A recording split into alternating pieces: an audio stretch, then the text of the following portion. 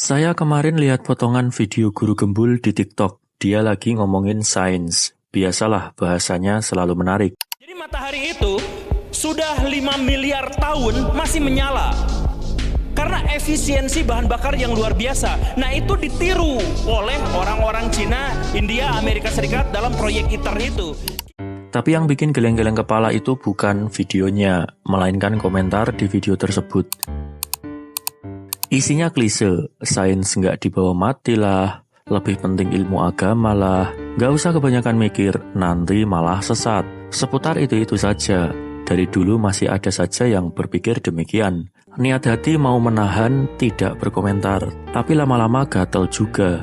Yang bikin heran, yang ngomong kayak gini justru mengaku beragama. Padahal, kalau kita tarik mundur sejarah, Islam dulu itu pusatnya ilmu pengetahuan. Ilmuwan-ilmuwan muslim zaman dulu nggak cuma jago baca kitab suci, tapi juga ahli dalam matematika, kedokteran, astronomi, dan berbagai bidang lain. Ada Al-Farabi, Ibnu Sina, Al-Khwarizmi, Jabir Ibnu Hayyan. Mereka semua muslim, mereka juga saintis. Mereka nggak sibuk debat mana yang lebih penting antara agama dan sains. Mereka jalani dua-duanya. Terus sekarang, kok malah ada kelompok yang seperti alergi sains, yang kalau dengar teori baru langsung mencak-mencak, yang kalau ada penemuan ilmiah dikit-dikit dibilang konspirasi, belum lagi jika dengar teori Darwin. Lebih parah lagi, ayat suci dijadikan pedoman bahwa bumi itu datar. No komen soal itu. Video ini akan fokus kepada kenapa orang yang katanya beragama justru seperti alergi terhadap sains. Apakah ini termasuk kolot?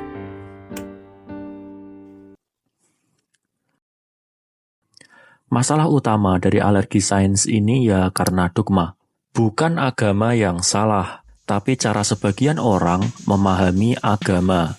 Mereka hidup dengan pola pikir hitam putih. Kalau bukan dari kitab suci berarti sesat. Kalau ada pengetahuan baru yang belum mereka pahami berarti itu bertentangan dengan iman. Sains itu produk barat, bukan Islam. Zhong Piaget, seorang psikolog perkembangan, pernah bilang soal cognitive schemes. Cara otak kita menyusun informasi berdasarkan pengalaman. Kalau sejak kecil seseorang diajarkan bahwa agama adalah satu-satunya sumber kebenaran absolut, maka ketika ada informasi dari luar yang bertentangan dengan keyakinan awalnya, otaknya langsung menolak. Bukannya mencoba memahami, mereka malah defensif. Makanya, ketika ada sains yang kelihatan bertentangan dengan pemahaman mereka, reaksinya bukan penasaran, tapi malah panik. Ini mirip sekali dengan fenomena backfire effect yang dijelaskan oleh Brendan Nyhan dan Jason Raveler. Ketika seseorang percaya sesuatu dengan sangat kuat, lalu dikasih fakta yang bertentangan dengan kepercayaannya, alih-alih berubah pikiran mereka justru makin kukuh dengan keyakinannya. Makanya, kalau kita debat sama orang yang sudah kaku dalam pikirannya, itu berakhir dengan hasil percuma. Semakin dikasih fakta, semakin mereka merasa terancam dan semakin kuat menolak sains. Selain dogma agama, ada juga faktor sejarah.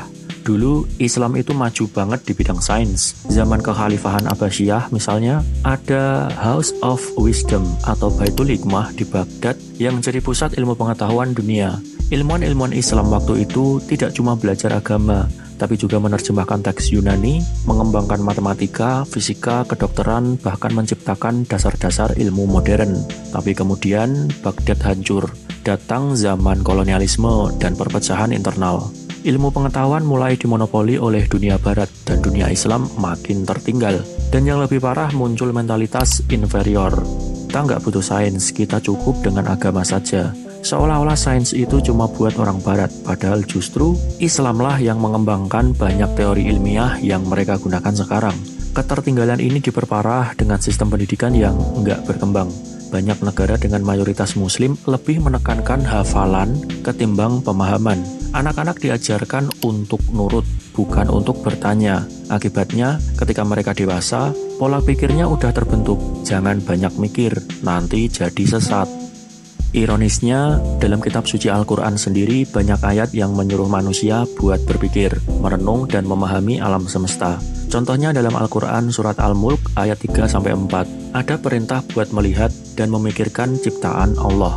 Surat Al-Alaq juga dimulai dengan perintah Iqra alias bacalah. Jadi kalau ada yang bilang sains nggak dibawa mati, itu justru bukti kalau dia sendiri tidak paham agamanya. Karena justru dengan memahami sains, kita bisa makin sadar betapa luasnya ilmu dan kekuasaan Allah.